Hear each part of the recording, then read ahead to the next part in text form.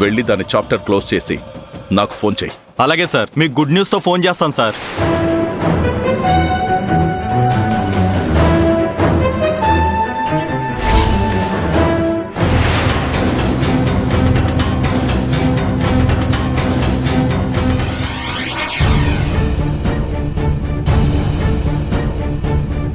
నిజంగా నువ్వు నా హ్యాపీనెస్ కోరుకునేదానివే అయితే ఎందుకు మా నిశ్చితార్థంలో నువ్వు ఇన్వాల్వ్ అవుతున్నావు? అసలు నువ్వు విడో అనే సంగతి నీకు గుర్తుందా?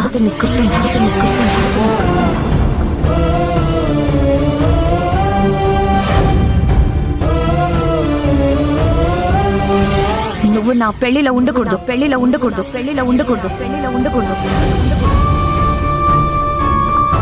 మా పెళ్లి తర్వాత నువ్వు అసలు ఇంట్లోనే ఉండకూడదు. శాశ్వతంగా వెళ్ళిపోవాలి.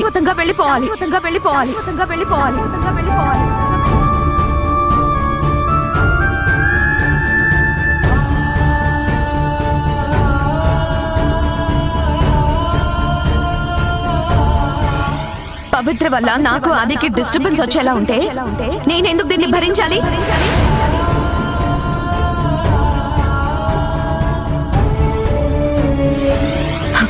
మొగుడు లేని ఈ మనిషిని నేనెందుకు ఇంట్లో ఉంచుకోవాలి?